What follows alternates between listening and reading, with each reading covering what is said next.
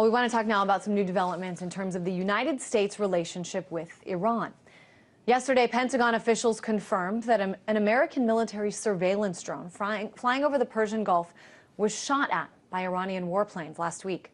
They said the Predator drone was not hit and was flying in international airspace on a routine mission. Now, there's been another shift inside Iran as well. The country has announced a ban on imports of about 75 so-called luxury products. This includes fancy high-end cars, as well as everyday items like coffee and toilet paper. The move is in response to Western sanctions, which have effectively cut off the major source of revenue for the country, sales of oil. It's also part of an effort to try to promote more domestic industry. But I want to talk about this from a bigger picture with Jamal Abdi, Policy Director for the National Iranian American Council. And Jamal, let's start with some of these sanctions, these crippling sanctions by the West on Iran. I guess just talk about the impact that these are having on the people there. The sanctions are having a massive impact, especially over the past 2 months. We've seen that there's a humanitarian impact on particularly medicine inside of Iran.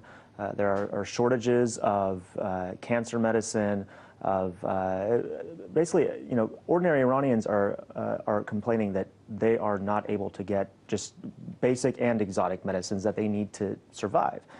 The reason for this is that the U.S. technically allows for medicine to be exported to Iran. There's a general license for that, but we have cut off all banking transactions with Iran. So if there's a pharmaceutical company who wants to send medicine, they can't actually find a way to facilitate that transaction. And so, while we may say we don't want there to be a humanitarian impact, there is, unless we actually take action to fix that. And frankly, there are people in the United States who are pushing hard for these sanctions that really do feel that punishing ordinary people is what these sanctions should be doing, because the goal is not to change the Iranian government's decision-making. It's to actually leverage ordinary civilians against the Iranian government and threaten to topple the government by inciting, food riots or, people who are unhappy because they can't, their grandparents are dying and can't get medicine. But there has been some talk, Jamal, that at least, initially, Iranian officials do seem to be ready to at least discuss proposals to roll back some of the country's uranium enrichment. And this is, for the U.S. and European allies, kind of the goal. Isn't this precisely why they're, imposing these harsh sanctions on them? So, if people, if these officials inside Iran are ready to kind of come to the table, that's mission accomplished, right?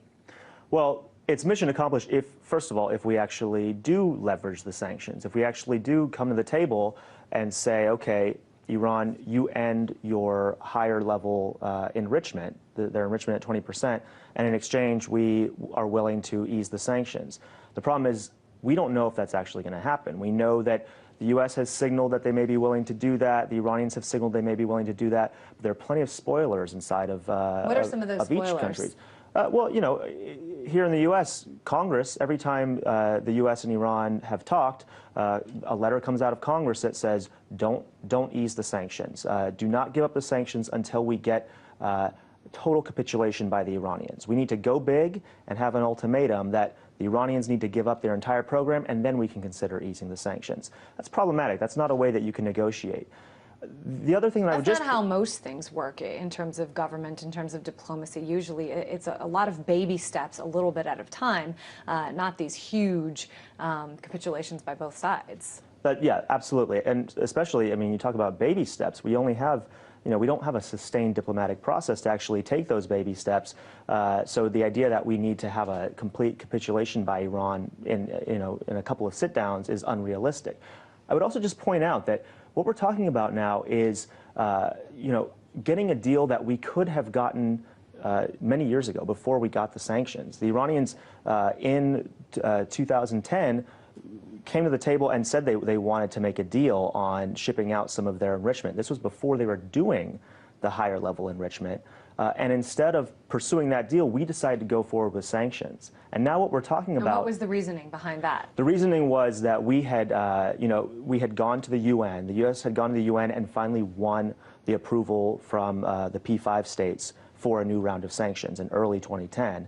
And when that happened, that's when the Iranians came and said, let's make a deal before that happens. And the United States had invested so much diplomatic time and capital into the sanctions. They were at a fork in the road, and they decided to go with the sanctions instead of getting the deal. If we had taken that deal, we would be in a much better position than we are now. What we're talking about is really getting back to the point where Iran is not doing the higher level enrichment that they started after we went forward with the sanctions. So this notion that the sanctions have somehow put us in a better position, I think it doesn't quite add up in terms of basic logic.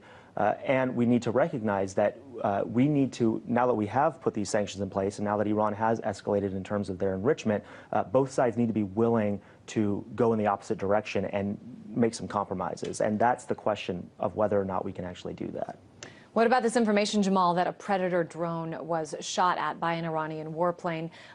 This happened before Election Day, but nobody seemed to say anything about it or confirm it or talk about it at all until afterwards. I guess talk about the political implications both here and on an international level. Well, the political implications, I think, are so significant that it's not a surprise that this wasn't brought up before the elections. And I'll just note, the U.S. didn't bring it up and Iran didn't bring it up. Iran waited until the U.S. unveiled this information before they started talking about it on their side. And the reason is that, there is not a desire for war by the people who are making the decisions. I firmly believe, the Supreme Leader, the President, they don't want war. There are people on both sides of this who are actively trying to prevent war, while at the same time escalating, turning the pressure up. And the problem is that as we turn up the heat, as the U.S. Deploys aircraft carriers and takes part in the largest military exercises in the Persian Gulf, as we did just a couple months ago, and as the Iranians escalate by installing new centrifuges in their facilities and other things like that, how long can we do this? How long can we turn the heat up and still allow cooler heads to prevail, like we saw with this incident, which, had there been a miscalculation, we could have seen a full-blown military confrontation erupt from this incident. So I think both sides are trying to be careful to not allow this to become casus belli for an actual war between the U.S. and Iran. What's your sense in terms of this presidential election? It's finally over. Do you get a sense that the Iranian people are happy that President Obama will be getting a second term? Do you feel like the majority of the country was hoping for a change in America, or do they just not care at all? My sense, just anecdotally, and is that everybody who didn't want to see a war is relieved. I think that the Romney campaign's policies weren't necessarily different than Obama's, but there was definitely a willingness to talk about military options and to at least rhetorically turn up that pressure. And because a lot of the people that were running that campaign and behind the campaign were a lot of the same people that agitated for war with Iraq, because there was this perception that Netanyahu very much wanted Romney to win in order to have a more hawkish U.S. approach to Iran. I think that the people of Iran are relieved that there's not going to be a war, but at the same time are very disappointed with what the first term of Obama looked like, because now they're suffering under these sanctions, and it's not a very hopeful situation. Probably not overly optimistic one way or the other. Jamal Abdi, Policy Director of the National Iranian American Council, thanks so much for joining us. Thank you.